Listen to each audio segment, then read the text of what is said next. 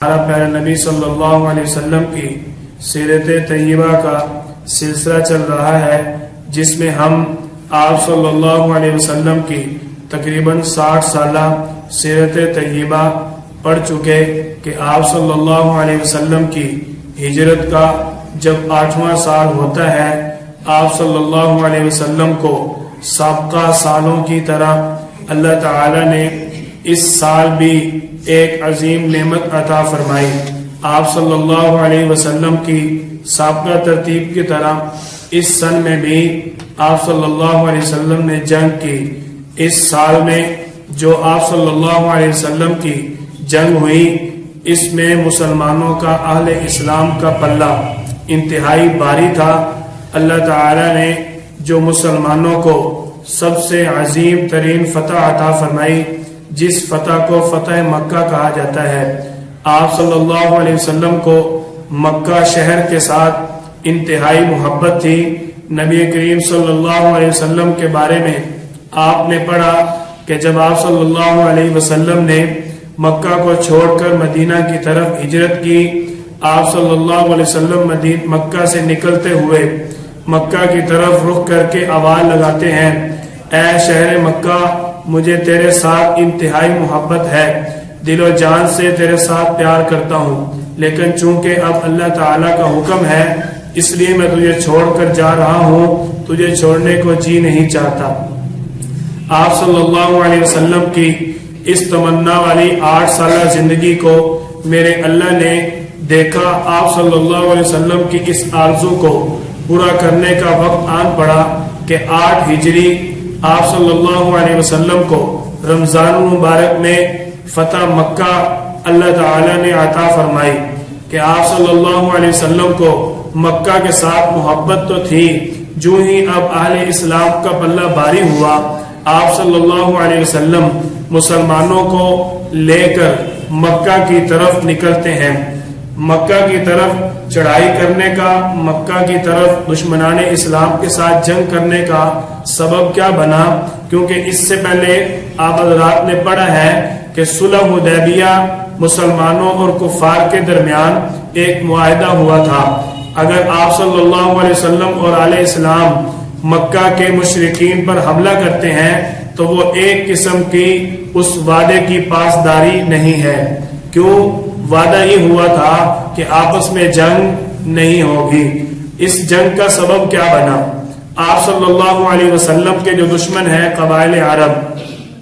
ان کا چونکہ آپس میں اور قریش کے ساتھ معاہدہ تھا، قریش کے ساتھ معاہدے کو آپ صلی اللہ علیہ وسلم نے جو پایہ تکمیل تک مضبوط رکھا، یعنی جب تک وہ اپنے معاہدے پر قائم رہے، آپ صلی اللہ علیہ وسلم بھی معاہدہ پر قائم رہے۔ ایک مرتبہ مشرکین مکہ نے قبیلہ بنی بکر کو اپنی امداد کے لیے اپنے ساتھ ملا لیا، یعنی ان کو اس بات پر پابند کر لیا کہ تم ہمارے ساتھ وعدہ کرو، جب بھی کوئی کڑا وقت آئے گا تم ہمارا ساتھ دو گے۔ مشرکین مکہ نے، قریش والوں نے قبیلہ بنی بکر کو اپنے ساتھ ملا لیا۔ اب یہ جو قبیلہ بنی بکر تھا، ان کا قبیلہ بنی خزاعہ رسول اللہ صلی اللہ علیہ وسلم کا جو امدادی باہمی معاہدہ تھا، یعنی قبیلہ بنی بکر جو ہے،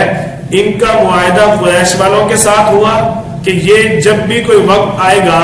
یہ قریش والوں کے ساتھ تعاون کریں گے، قریش والوں کا ساتھ دیں گے۔ اور جو قبیلہ بنی خزاعہ ہے، انہوں نے آپ صلی اللہ علیہ وسلم کے ساتھ امداد کا معاہدہ کر لیا کہ جب بھی مسلمانوں پر یا قبیلہ بنی خزاعہ والوں پر کوئی کڑا وقت آئے گا تو یہ آپس میں متحد ہو کر دشمن کا مقابلہ کریں گے۔ قبیلہ بنی بکر والے قریش والوں کے ساتھ مل گئے اور قبیلہ بنی خزاعہ آپ صلی اللہ علیہ وسلم کے ساتھ مل گئے۔ اب قبیلہ جو بنی بکر تھا، ان کی قبیلہ بنی خزاعہ کے ساتھ سخت دشمنی تھی۔ انہوں نے، ان کو اس معاہدے کا علم نہ تھا، انہوں نے مشرکین مکہ کے ساتھ مل کر قبیلہ بنی خزاعہ جو آپ صلی اللہ علیہ وسلم کے باہمی امداد کے ساتھ معاہدہ کے تعلق جوڑ چکے تھے، ان پر انہوں نے حملہ کر دیا۔ قبیلہ بنی خزاعہ والے جو ہیں، ان کے چند لوگ حرم میں بھاگے مکہ میں آ کر انہوں نے پناہ لی اور چند لوگ آپ صلی اللہ علیہ وسلم کی طرف بھاگے، لیکن جو لوگ حرم میں داخل ہوئے ان ظالموں نے، مشرکین مکہ نے حدود حرم کا خیال نہ رکھا،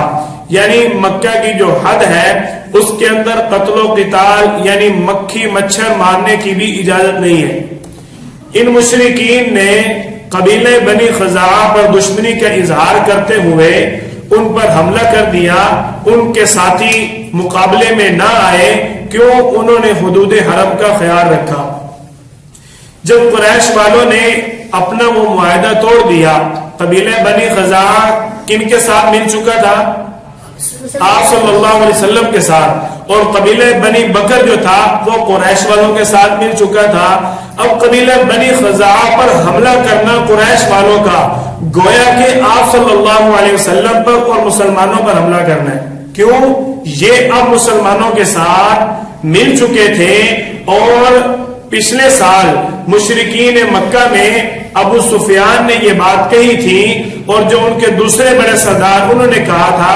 کہ ہم اس معاہدے کو ختم کرتے ہیں، جو مسلمانوں کی طرف جائے گا اس کو مکہ واپس بلایا جائے گا۔ یہ معاہدہ انہوں نے ختم کر دیا تھا۔ اب وہ معاہدہ انہوں نے خود طے کیا کہ جو جس قبیلے کے ساتھ ملنا چاہے اس کو اختیار ہے۔ جب قبیلہ بنی خزاعہ والے مسلمانوں کے ساتھ مل گئے تو قبیلہ بنی بکر اور مشرکین مکہ کو یہ اختیار نہیں تھا، معاہدہ کے مطابق یہ ان کو حق نہیں بنتا تھا کہ وہ قبیلہ بنی خزاعہ مسلمانوں کے دوست قبیلہ پر حملہ کریں۔ انہوں نے اپنے اس معاہدہ کو توڑا۔ آپ صلی اللہ علیہ وسلم سے چونکہ بنی خزاعہ کا معاہدہ ہو چکا تھا، آپ صلی اللہ علیہ وسلم کے اور مسلمانوں کے وہ دوست بن چکے تھے، ان پر حملہ مسلمانوں پر حملہ تھا۔ آپ صلی اللہ علیہ وسلم کے بارے میں آپ کی زوجہ محترمہ حضرت میمونہ رضی اللہ تعالی عنہ فرماتی ہیں کہ ایک رات حضور صلی اللہ علیہ وسلم وضو فرما رہے ہیں اور ایک دم آپ صلی اللہ علیہ وسلم نے بلند آواز سے لبیک لبیک لبیک کہا۔ جب آپ صلی اللہ علیہ وسلم کے یہ الفاظ سنے، حضرت میمونہ رضی اللہ تعالی عنہ فرماتی ہیں میں نے تھوڑی توجہ کی، اگلے ہی مرحلے آپ صلی اللہ علیہ وسلم نے فرمایا نصرت ہو نصرت ہو نصرت ہو۔ جب آپ صلی اللہ علیہ وسلم نے یہ الفاظ فرمائے، جب آپ صلی اللہ علیہ وسلم نے یہ الفاظ فرمائے تو حضرت میمونہ رضی اللہ تعالی عنہ نے آپ صلی اللہ علیہ وسلم سے سوال کیا، یا رسول اللہ آپ کس کے ساتھ گفتگو فرما رہے تھے؟ آپ صلی اللہ علیہ وسلم نے فرمایا کہ قبیلہ بنی خزاعہ جو ہمارا دوست قبیلہ ہے ان پر مشرکین مکہ نے حملہ کر دیا، اور اللہ تعالیٰ نے اپنے حکم سے ان کی آواز مجھ تک پہنچا دی اور انہوں نے مجھے مسلمانوں کو مدد کے لیے پکارا۔ آپ صلی اللہ علیہ وسلم فرماتے ہیں کہ جب انہوں نے مجھے پکارا میں نے ان کی آواز پر جواب دیتے ہوئے لبیک لبیک لبیک کے الفاظ فرمائے۔ آپ صلی اللہ علیہ وسلم نماز فجر کے بعد مسجد میں تشریف لاتے ہیں، اور آپ صلی اللہ علیہ وسلم اور صحابہ کرام نماز سے فارغ ہو کر سارا واقعہ آپ صلی اللہ علیہ وسلم نے صحابہ کرام کے سامنے پیش کیا۔ اب صحابہ کرام کو انتہائی غصہ آیا اور جذبہ انتقام لے کر آپ صلی اللہ علیہ وسلم سے عرض کرنے لگے کہ یا رسول اللہ ہم ان کے ساتھ جنگ کریں گے۔ آپ صلی اللہ علیہ وسلم نے ان کو مشرکین مکہ کی طرف جب مکہ میں چڑھائی کی، آپ صلی اللہ علیہ وسلم مسلمانوں کو لے کر جب وہاں پہنچے تو قبیلہ بنی خزاعہ والے آپ صلی اللہ علیہ وسلم کو صدائیں دے رہے تھے۔ صدا کیا دے رہے تھے؟ اللہ تعالیٰ آپ کو سیدھی راہ پر چلائے، آپ ہماری بھرپور مدد کیجئے، آپ اپنے دوستوں کو اللہ کے بندوں کو بلائیں کیونکہ ہم مدد کے مستحق ہیں۔ آپ صلی اللہ علیہ وسلم کے پاس جب یہ ساری بات خوب واضح ہو گئی، نبی کریم صلی اللہ علیہ وسلم نے فرمایا قریش نے اپنے وعدہ سے وعدہ خلافی کر لی، اب ہمارا ان کے ساتھ جو معاہدہ تھا وہ انہوں نے خود توڑ ڈالا۔ آپ صلی اللہ علیہ وسلم ان کے ان اشعار کو سن کر ان کو تسلی دیتے ہیں اور ان کو فرماتے ہیں کہ گھبرانے کی کوئی ضرورت نہیں۔ آپ صلی اللہ علیہ وسلم اب اپنی فوج کو تربیتی پیغام دے رہے ہیں وہ تربیتی پیغام کیا تھا؟ یعنی جو امیر اپنی جماعت کو، اپنے لشکر کو شروع میں آگے والے مراحل کے بارے میں آگاہ کر کے، تیار کر کے لے کر جاتا ہے، آپ صلی اللہ علیہ وسلم نے خطبہ دیا۔ اس خطبہ میں آپ صلی اللہ علیہ وسلم نے امان امان امان کے الفاظ جو ہیں وہ بیان فرمائے۔ سب سے پہلے آپ صلی اللہ علیہ وسلم نے قریش والوں کو 3 جو پوائنٹ ہیں، 3 شرطیں ان کے سامنے رکھی کہ ان 3 شرطوں میں سے اگر تمہیں ایک شرط بھی منظور ہو تو پھر ہم تمہارے ساتھ جنگ نہیں کریں گے، ہم تمہارے ساتھ کوئی دوسرا رویہ کرنے کے لیے تیار ہیں۔ آپ صلی اللہ علیہ وسلم نے جو 3 شرائط رکھی، ان میں پہلی شرط تھی کہ جو قبیلہ بنی خزاعہ کے لوگوں کو قتل کیا گیا ہے اس کے بدلے تم قصاص دو، یعنی جن لوگوں نے ان کو قتل کیا ان لوگوں کو ان کے بدلے قتل کیا جائے گا۔ آپ صلی اللہ علیہ وسلم نے دوسری شرط بیان فرمائی کہ قریش قبیلہ بنی بکر کی جو حمایت ہے اس سے الگ ہو جائیں، وہ قبیلہ جنہوں نے قبیلہ بنی خزاعہ کے ساتھ اپنی دشمنی کا اظہار کیا۔ تیسری آپ صلی اللہ علیہ وسلم نے شرط بیان فرمائی کہ اب مشرکین مکہ یہ اعلان کر دیں کہ حدیبیہ والا معاہدہ ہمارا ٹوٹ گیا۔ آپ صلی اللہ علیہ وسلم کے قاصد نے جب یہ 3 شرائط مشرکین مکہ تک پہنچائی تو مشرکین مکہ کا ابن عبد عمرو جو فرد تھا اس نے جواب دیا کہ نہ ہم اپنے مقتولوں کا قصاص دیں گے، نہ ہم ان کو ان کے مقتولوں کا قصاص دیں گے، اور نہ ہی ہم قبیلہ بنی بکر کو چھوڑیں گے۔ تیسری جو تمہاری شرط ہے کہ حدیبیہ والا معاہدہ اس کو ہم توڑ دیتے ہیں اگر تمہاری یہی شرط ہے۔ آپ صلی اللہ علیہ وسلم نے ان کی اس بات کو سنا اور مدینہ طیبہ تشریف لے آئے۔ اب آپ صلی اللہ علیہ وسلم اپنا مدینہ کے اندر وقت گزار رہے ہیں، لیکن مشرکین مکہ کے اندر جب یہ بات پھیلی کہ ہم نے حدیبیہ والا معاہدہ توڑ دیا، اس بات کا جب ابو سفیان کو پتہ چلا تو وہ آپ صلی اللہ علیہ وسلم کی طرف جانے کا ارادہ کرتا ہے اور قریش والے سردار اکٹھے ہو کر یہ مشورہ کرتے ہیں کیا کیا جائے۔ سب نے یہی کہا کہ یہ ہم سے بہت بڑی غلطی ہوئی، ہمیں حدیبیہ والا معاہدہ نہیں توڑنا چاہیے تھا، اب مسلمان ہمارے اوپر حملہ کریں گے۔ ابو سفیان کے سامنے جب سرداروں نے یہ رائے پیش کی کہ کوئی اور راستہ اختیار کیا جائے، کوئی صورت نکالی جائے جس سے ہم مسلمانوں سے بچ جائیں، ابو سفیان اب مدینہ طیبہ کی طرف جانے کا ارادہ کرتا ہے کہ میں وہاں جا کر اس معاملے کو سلجھا لوں، حل کر لوں، اس مصیبت سے، پریشانی سے اپنی قوم کو بچا لوں۔ اب یہ ابو سفیان مدینہ طیبہ آیا، سیدھا اپنی بیٹی ام حبیبہ رضی اللہ تعالی عنہ کے گھر آیا۔ یہ ام حبیبہ رضی اللہ تعالی عنہ آپ صلی اللہ علیہ وسلم کی زوجہ محترمہ ہے، حضرت امیر معاویہ رضی اللہ تعالی عنہ کی بہن ہے۔ حضرت ام حبیبہ رضی اللہ تعالی عنہ ابو سفیان کی بیٹی،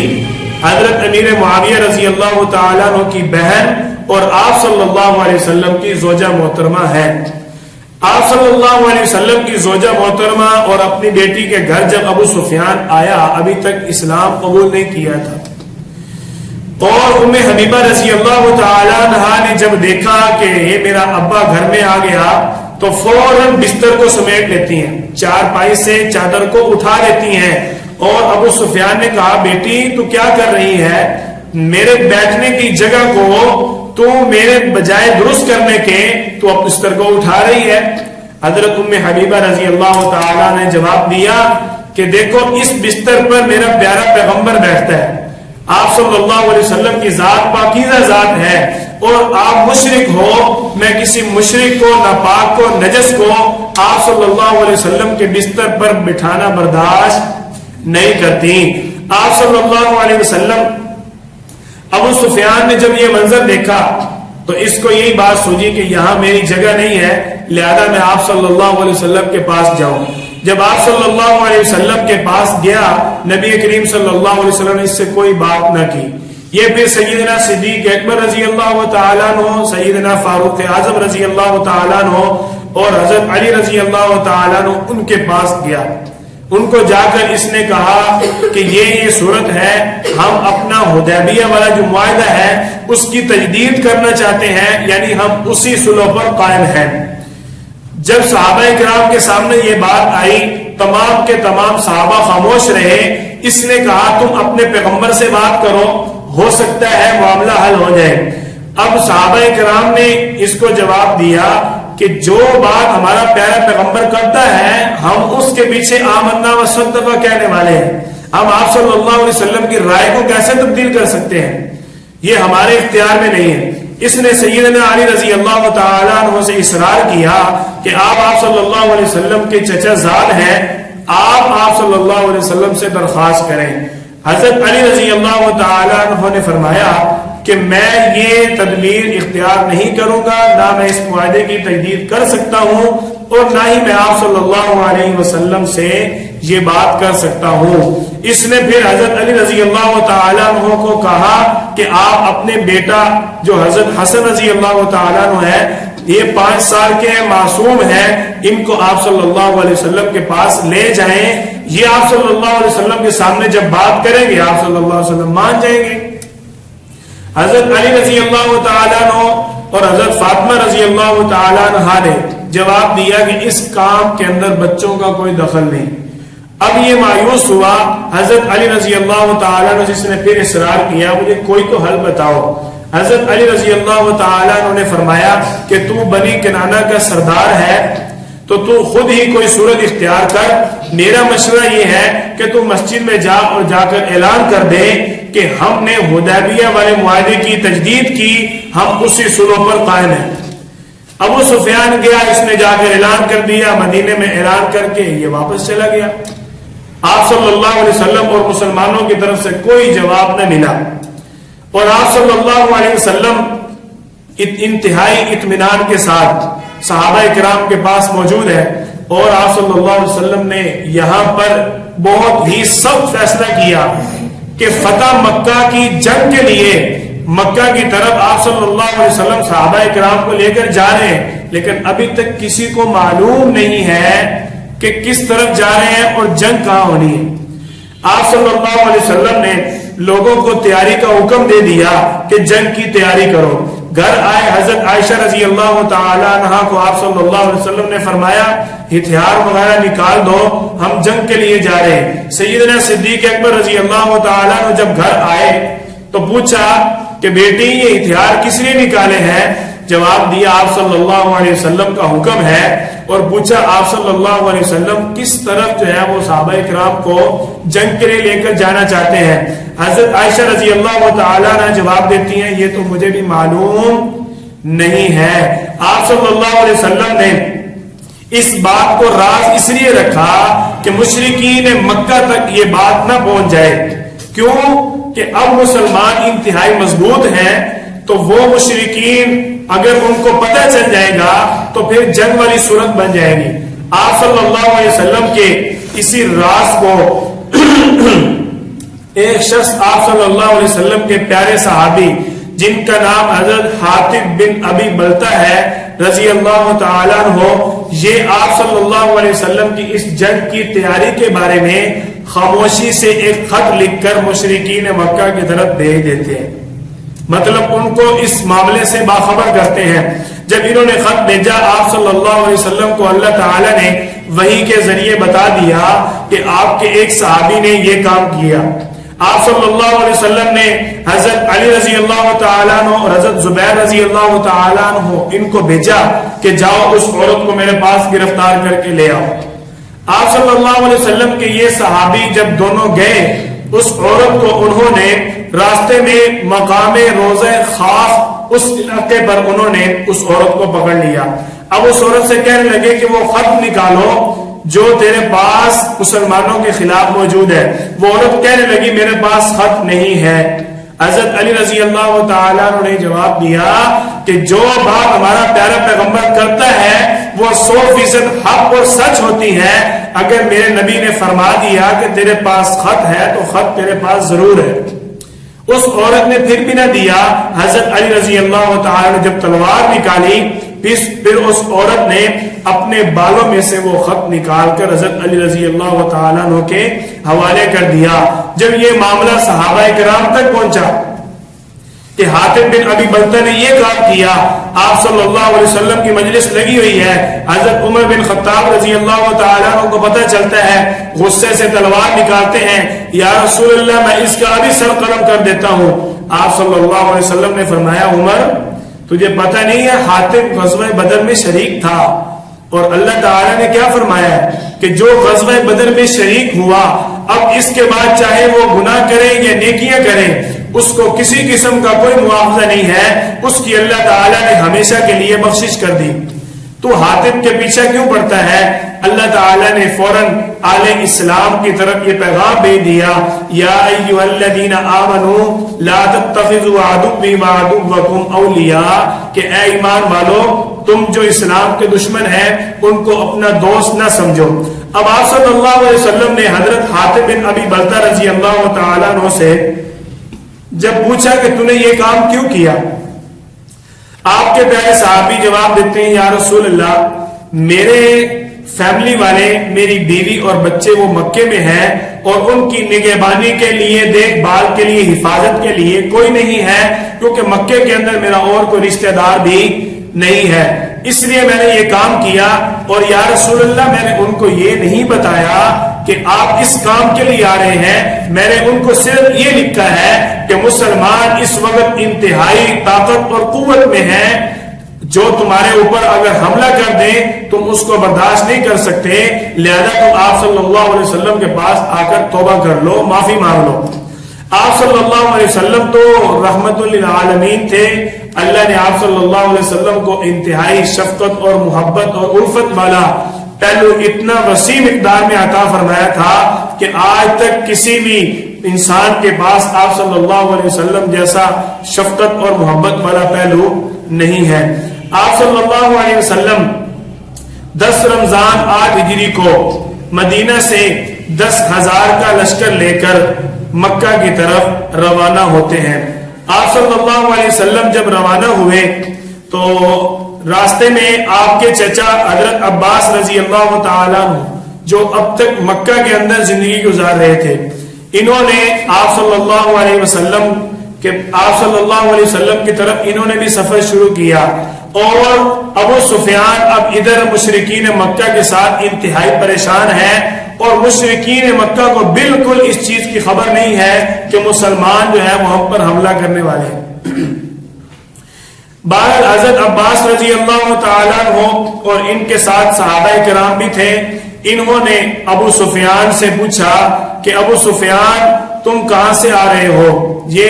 لشکروں کی ادھر ادھر سارے اپنے ہاتھ پیر مارنے شروع کر دیے کہ کسی طریقے ہم مسلمانوں کا مقابلہ کر لیں، کیونکہ ہمیں یہ لگتا ہے کہ مسلمانوں نے کسی وقت ہم پر حملہ کر دینا ہے۔ ابھی یہ معلوم نہیں ہوا کہ مدینہ سے مسلمان ہم پر حملہ کرنے کے لیے نکل چکے۔ ابو سفیان نے کہا کہ تمہارے پاس جس قسم کی بھی کوئی سواری ہے تم اس سواریوں کو ہماری طرف کبھی نہ لے کر آنا۔ یہ ساری باتیں ابو سفیان حضرت عباس رضی اللہ تعالیٰ عنہ سے کر رہا ہے۔ حضرت عباس رضی اللہ تعالیٰ عنہ مسلمان تو ہو گئے، لیکن ابھی تک آپ صلی اللہ علیہ وسلم کے پاس مدینہ میں آ کر قیام نہیں فرمایا تھا۔ جب حضرت عباس رضی اللہ تعالیٰ عنہ کو یہ خبر ہوئی کہ مسلمان جو ہے وہ اب مکہ پر چڑھائی کرنے والے ہیں، مشرکین مکہ کو ختم کرنے والے ہیں، کہ اب جو ہے آج کے دن فیصلہ ہو جائے گا اسلام اور باطل کے درمیان کہ حق پر کون ہے، حضرت عباس رضی اللہ تعالیٰ عنہ ابو سفیان کے ساتھ ملاقات میں کیا گفتگو کرتے ہیں؟ سب سے پہلے ابو سفیان کو حضرت عباس رضی اللہ تعالیٰ عنہ نے مشورہ دیا کہ تو اپنے آپ کو مسلمانوں کے حوالے کر دے، ورنہ تو اور تیرے جتنے بھی سردار ہیں اور جتنے بھی تیرے چاہنے اور ماننے والے ہیں یہ تیرے کام نہیں آئیں گے، تو اپنے آپ کو اسلام کے لیے لیا۔ صحیح بخاری کے اندر یہ روایت موجود ہے کہ آپ صلی اللہ علیہ وسلم کی خدمت میں ابو سفیان نے آ کر اسلام قبول کر لیا، اس لیے اس کی جان بچ گئی۔ ایک دوسری روایت کے اندر بھی ہے کہ جب آپ صلی اللہ علیہ وسلم صحابہ کرام کی جماعت کو لے کر راستے میں ایک جگہ پر قیام کرتے ہیں تو یہ وہاں پر حضرت عباس رضی اللہ تعالیٰ عنہ کے ساتھ پہنچا اور وہاں پر آ کر اس نے آپ صلی اللہ علیہ وسلم کے ہاتھ پر اسلام قبول کر لیا۔ اب جو آپ صلی اللہ علیہ وسلم اور مسلمان مکہ میں پہنچے، سب سے پہلا آپ صلی اللہ علیہ وسلم کا خطبہ۔ آپ صلی اللہ علیہ وسلم کی اس وقت صحابہ کرام کی جماعت 12,000 کا لشکر ہے، ایک قول کے مطابق 10,000 کا لشکر ہے۔ تو دیکھو اتنی قوت اور طاقت کے باوجود آپ صلی اللہ علیہ وسلم کتنا پیارا، محبت اور شفقت والا پہلو پیش کر رہے ہیں۔ خطبہ دیا، آپ صلی اللہ علیہ وسلم نے فرمایا کہ اے مسلمانوں، جو شخص تمہارے سامنے دشمن میں سے کوئی بھی اگر تمہارے سامنے ہتھیار ڈال دے، اس کے ساتھ جنگ نہیں کرنی، اس کو امان ہے۔ آپ صلی اللہ علیہ وسلم نے فرمایا جو شخص اپنے گھر کا دروازہ بند کر لے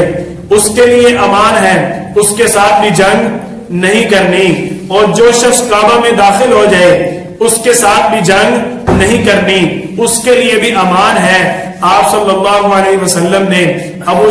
صلی اللہ علیہ وسلم کے چچا حضرت عباس رضی اللہ تعالیٰ عنہ نے ابو سفیان سے یہ فرمایا کہ ابو سفیان، اگر تو اپنی جان بچانا چاہتا ہے اور تو آپ صلی اللہ علیہ وسلم کے اوپر اپنا یقین اور اطمینان واضح کرنا چاہتا ہے، آپ صلی اللہ علیہ وسلم سے درخواست کر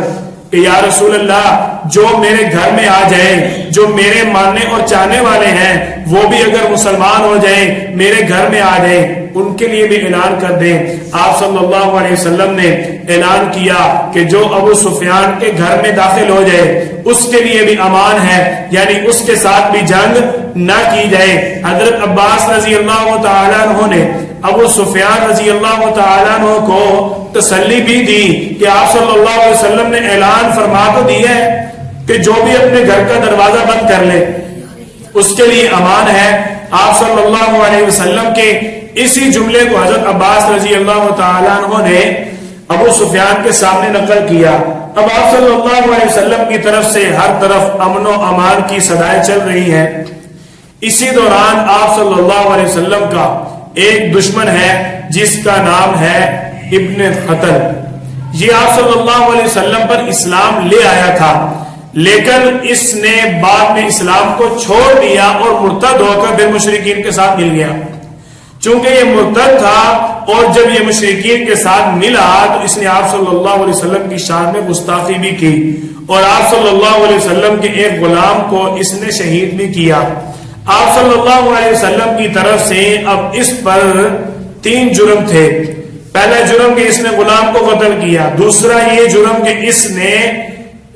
اسلام کو چھوڑ دیا، مرتد ہو گیا، اور تیسرا یہ کہ آپ صلی اللہ علیہ وسلم کی شان میں گستاخی کرتا تھا۔ اسی جنگ کے دوران یہ دوڑ کر بیت اللہ کا غلاف پکڑ لیتا ہے، اس کے ساتھ چمٹ جاتا ہے، اور صحابہ کرام کو تو یہی پیغام تھا، آپ صلی اللہ علیہ وسلم تک تو اللہ کا یہی حکم تھا کہ حدود حرم کے اندر جنگ نہیں کی جائے گی۔ جب اس نے کعبے کا غلاف پکڑ لیا اب تو وہ خود حرم کے ساتھ چمٹ گیا، حدود حرم سے بھی مقدس جگہ کے ساتھ لگ گیا۔ وہ جب اس نے کعبے کا غلاف پکڑا، صحابہ کرام نے آپ صلی اللہ علیہ وسلم کے سامنے صدا دی، یا رسول اللہ، ابن خطل نے کعبہ کا غلاف پکڑا ہوا ہے۔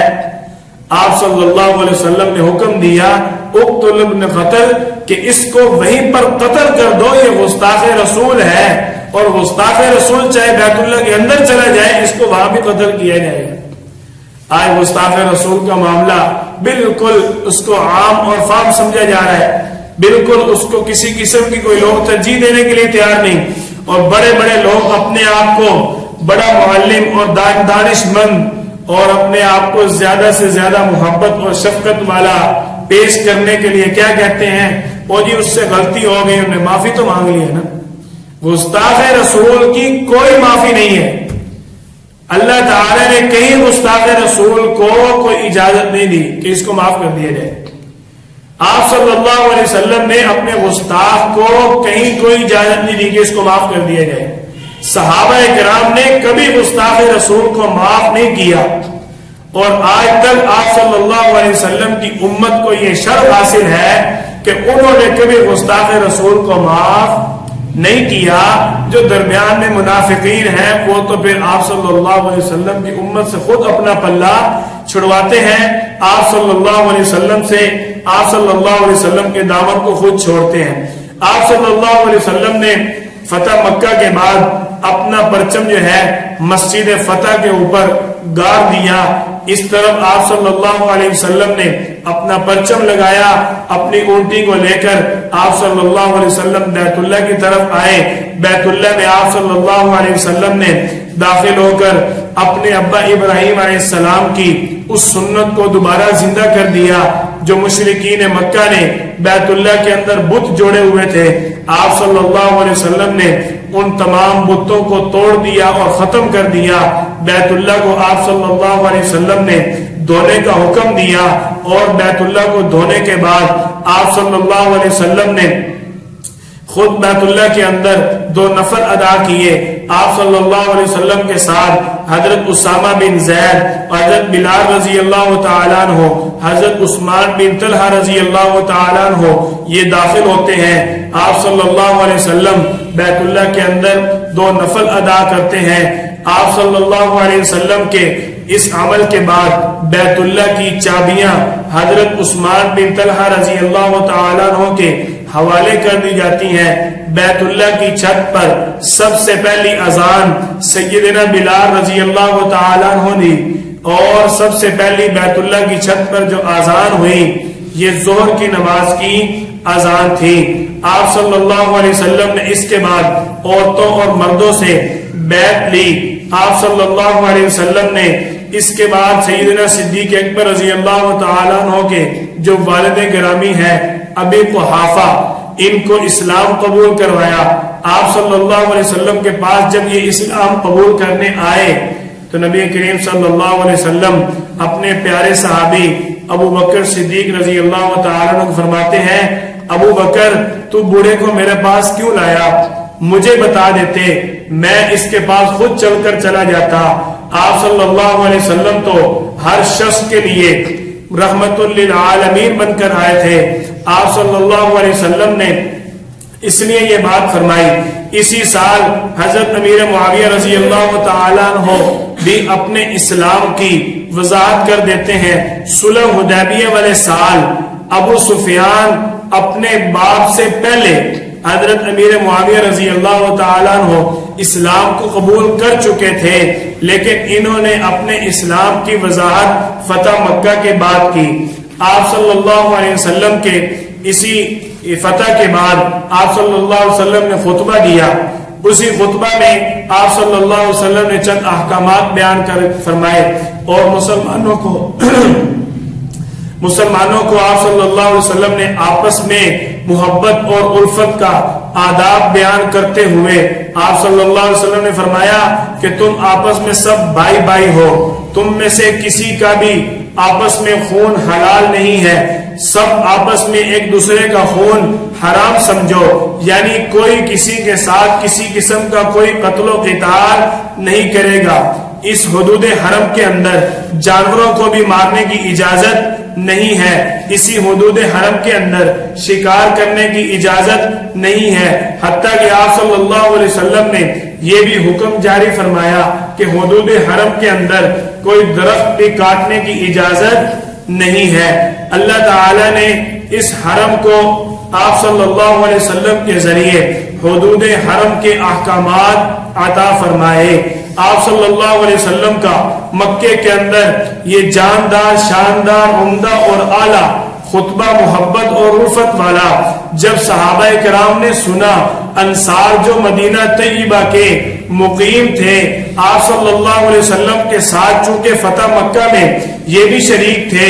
آپ صلی اللہ علیہ وسلم کا خطبہ سن کر ان کے دلوں کے اندر ڈر آ گیا۔ آپ صلی اللہ علیہ وسلم کا مکہ والوں کے ساتھ محبت اور الفت والا حسن سلوک دیکھ کر انصار کے دل میں یہ خوف آیا اور آپ صلی اللہ علیہ وسلم سے عرض کرنے لگے، یا رسول اللہ، آپ کہیں ہمیں چھوڑ کر اب مکہ میں تو نہیں قیام فرمانا چاہتے؟